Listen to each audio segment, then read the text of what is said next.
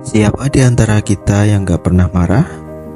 Kemarahan adalah bagian alami dari emosi manusia.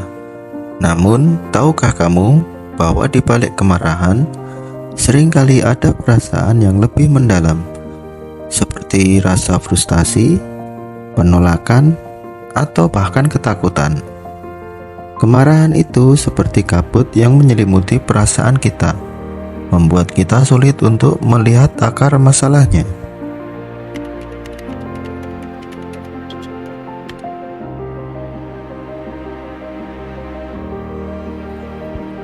Kadang kita merasa kehilangan kendali saat marah, padahal kemarahan seringkali hanya menutupi emosi lain yang lebih mendalam. Jika kamu sering merasa marah, coba luangkan waktu sejenak untuk bertanya pada dirimu sendiri, apa yang sebenarnya membuat saya merasa seperti ini? Apakah ada ketakutan atau rasa sakit yang belum kamu sadari? Untuk mengelola kemarahan, kita nggak perlu melawannya, tapi mencoba memahami akar penyebabnya. Ketika kamu tahu apa yang memicu kemarahanmu, kamu akan lebih mudah untuk mengubahnya menjadi pemahaman yang lebih dalam dan tentu saja mengelolanya dengan lebih baik. Langkah pertama yang bisa kamu coba adalah mengubah perspektifmu. Cobalah untuk berpikir tentang dampak jangka panjang dari kemarahan. Apa kamu merasa lebih baik setelah meledak? Atau malah semakin jauh dari kedamaian? Kadang-kadang, pilihan-pilihan hidup kita bisa mempengaruhi emosi kita. Misalnya, kalau kamu sering marah, coba perhatikan keputusan kamu yang kamu buat. Pilihan yang buruk atau kurang tepat bisa bikin kita merasa tidak puas, yang akhirnya memicu rasa marah.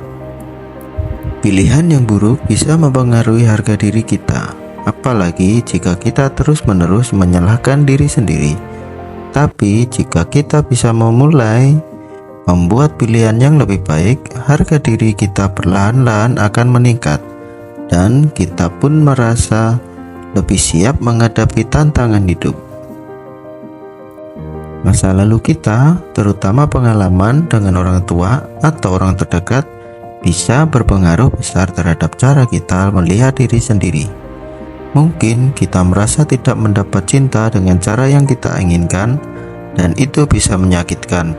Namun, penerimaan adalah kunci. Terimalah masa lalumu, terimalah siapa kamu sekarang, dan terus maju dengan percaya diri. Selanjutnya, belajarlah untuk mencintai kehidupan sehari-hari, cinta terhadap diri sendiri, terhadap aktivitas yang kamu lakukan, dan terhadap hal-hal kecil yang memberi warna dalam hidupmu. Ketika kita belajar mencintai apa yang kita lakukan, kebahagiaan pun bisa kita temukan bahkan di saat-saat sulit sekalipun. Cari kepuasan dalam kegiatan kreatif bisa sangat membantu.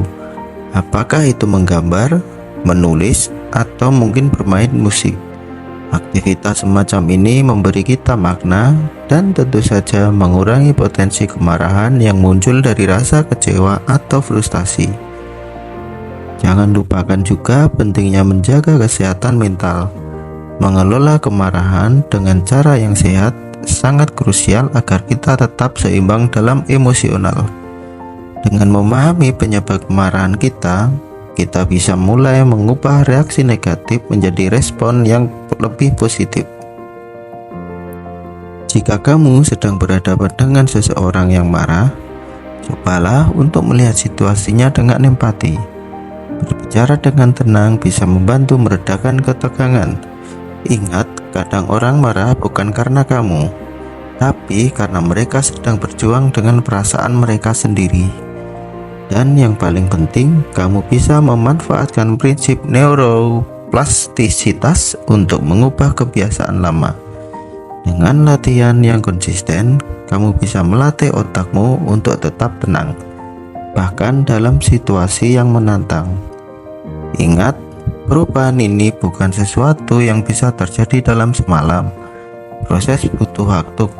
Namun, jika kamu mulai sekarang, kamu akan merasakan manfaatnya dalam jangka panjang. kemarahan akan semakin mudah dihadapi dan kamu akan merasa lebih bebas dari beban emosi negatif.